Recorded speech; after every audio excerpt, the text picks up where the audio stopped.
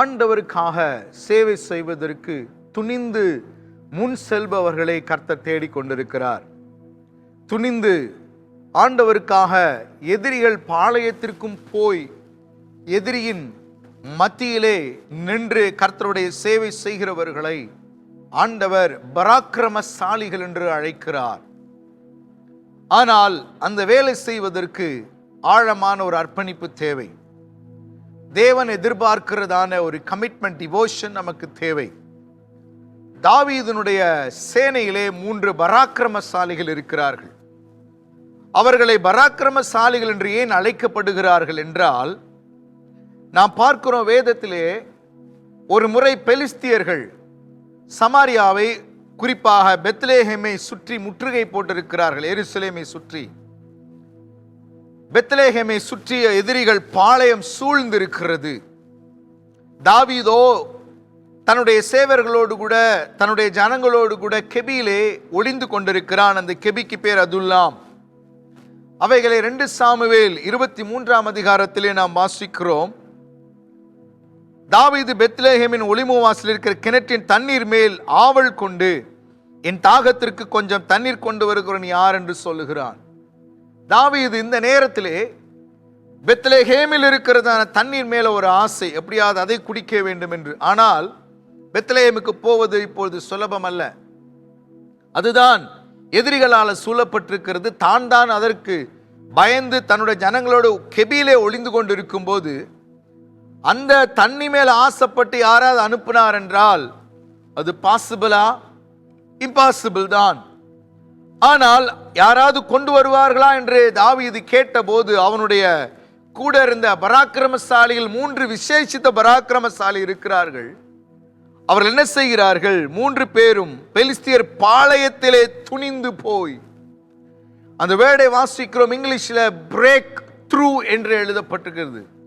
துணிந்து போய் பெத்லேஹேமின் ஒளிமுக வாசல் இருக்கிற கிணற்றிலே தண்ணீர் மொண்டு தாவீதினிடத்தில் கொண்டு வந்து கொடுத்தார்கள். How it possible? அவர்கள் ஒருவேளை சொல்லியிருக்கலாம் தாவீதை பார்த்து, தலைவனே, எஜமானே, இது எப்படி இந்த நேரத்திலே? கொஞ்ச நாள் பொறுத்திருங்கள். ஒருவேளை நாம் எதிரிகளை எல்லாம் மேற்கொண்டு ஜெயித்து விட்டால், அவர்களை துரத்தி விட்டால், அப்புறம் போய் அது நம்ம ஊர் தானே, நம்முடைய கிணறு தானே, எப்பொழுதும் போய் தண்ணீர் குடிக்கலாமே என்று சொல்லி ஒருவேளை அவர்கள் பதில் சொல்லி இருக்கலாம். ஆனால் அவர்கள் அதை பார்க்கவில்லை.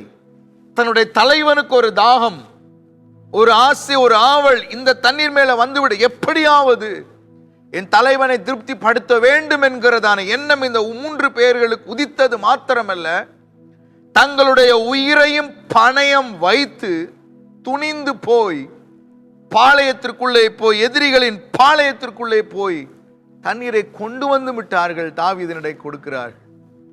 What made them?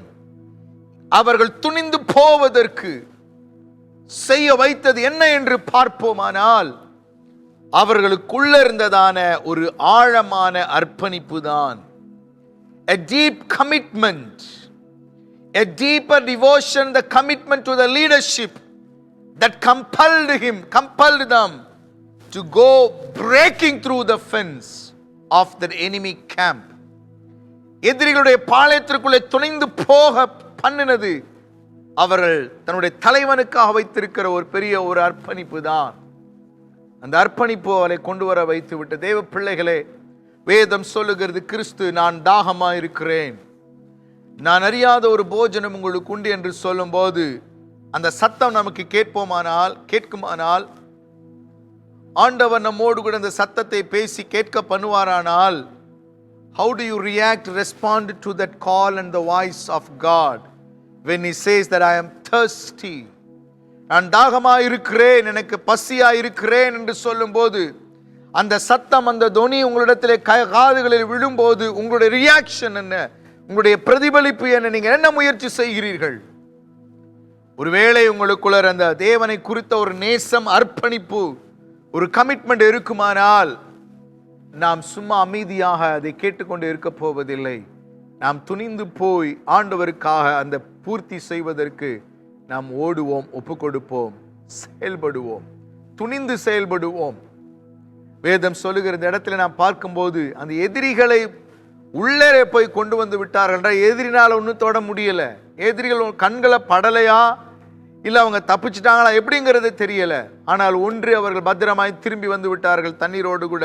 ஆம் தேவ பிள்ளைகளே, உங்களுடைய அர்ப்பணிப்பு, ஆழமான அர்ப்பணிப்போடு நீங்கள் செய்யக்கூடிய எந்த காரியத்திலும் கர்த்தர் உங்களோடு கூட இருந்து உங்களை ஆசீர்வதிப்பார், உங்களை தப்புவிப்பார், உங்களை கனப்படுத்துவார். நீங்கள் போன காரியத்தை, செய்கிற காரியத்தை வாய்க்க பண்ணுவார் என்பதுதான் இந்த இடத்துல இருந்து நான் புரிந்து கொள்ளுகிறோம். Let us have a deeper commitment, surrendering to the Lord. Let us take a decision that I will go breaking through even the fence, even the enemy is there. I am not going to be afraid for the Lord. கர்த்தர் தாமே உங்களை பயன்படுத்தட்டும். தேவன் தாமே உங்களை ஆசீர்வதிப்பாராக. May God bless you all. Thank you.